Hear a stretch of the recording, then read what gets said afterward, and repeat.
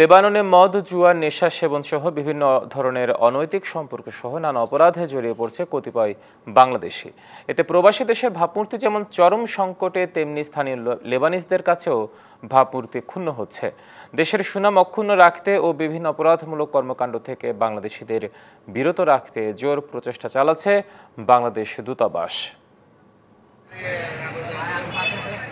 মধ্যপ্রাচ্যের দেশ লেবানন আন্তর্জাতিক শ্রমবাজারে একটি গুরুত্বপূর্ণ স্থান দখল করে আছে। এখানে লক্ষাধিক বাংলাদেশি নারী পুরুষ কঠোর পরিশ্রমের মাধ্যমে নিজেদের জীবিকা নির্বাহ করছেন এবং দেশের জন্য প্রেরণ করছেন রেমিটেন্স। দীর্ঘদিন ধরে বাংলাদেশিরা সততা, নিষ্ঠা ও পরিশ্রমের প্রতীক হিসেবে পরিচিত ছিলেন এই দেশে, কিন্তু সাম্প্রতিক সময়ে কিছু বাংলাদেশের অনৈতিক কর্মকাণ্ড সেই সুনামের গায়ে কালিমা লেপেছে। রাজধানী বৈরুতের নানা প্রান্তে গড়ে উঠেছে বাংলাদেশিদের গোপন জুয়ার আসর। সীমিত আয়ের মানুষগুলো অল্প টাকায় বড় লাভের আশায় নিঃস্ব হচ্ছেন।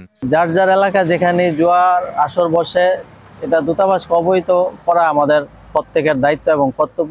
একই সঙ্গে মাতলামি এবং স্থানীয়দের সাথে অসৌজন্যমূলক আচরণও বেড়েছে। বিশেষ করে দাওড়া এলাকায় কতিপয় বাংলাদেশিদের এমন কর্মকাণ্ডে স্থানীয় লেবানিজরা বিরক্ত এবং ক্ষুব্ধ।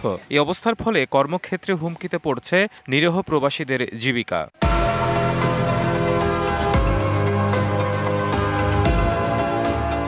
লেবাননে আমাদের কিছু বাংলাদেশিরা আছে অবৈধ কাজে লিপ্ত, যাদের কারণে আমাদের বাংলাদেশের মান সম্মান নষ্ট হচ্ছে। আমরা বিদেশের মাটিতে এমনভাবে আমাদের চলার দরকার যাতে করে আমাদের বাংলাদেশের ভাবমূর্তি নষ্ট না হয়, বাংলাদেশের বদনাম না।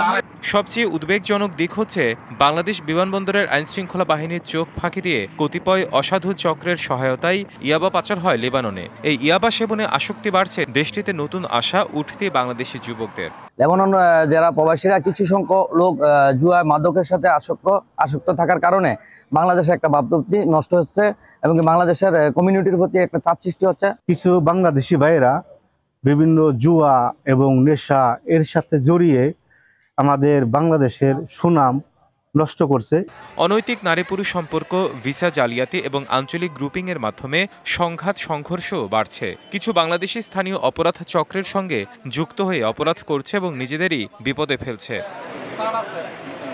দূতাবাসের তথ্যমতে দেশটির কারাগারে ১৯ জন বাংলাদেশি বিভিন্ন অপরাধে সাজা ভোগ করছেন। এই ধরনের কর্মকাণ্ডে বাংলাদেশিদের মধ্যে অপরাধমূলক প্রবণতা ও নৈতিক অবক্ষয়ের ইঙ্গিত দিচ্ছে। নষ্ট হচ্ছে দেশের সুনাম। দূতাবাসের পক্ষ থেকে আমরা স্পষ্টভাবে জানিয়ে দিতে চাই যে সামাজিক অপরাধমূলক এবং নেশাজাতীয় দ্রব্য বহনকারী, ব্যবসা পরিচালনাকারী, যে কোনোভাবে যুক্ত যারাই থাকেন না কেন তাদের বিরুদ্ধে স্থানীয় আইনি ব্যবস্থা গ্রহণ করা হবে। বাংলাদেশের কমিউনিটির নেতারা মনে করেন দূতাবাসের পাশাপাশি সবাই যদি ঐক্যবদ্ধভাবে এসব অনৈতিকতার বিরুদ্ধে রুখে দাঁড়ালে এসবের সমাধান সম্ভব। DBC news desk.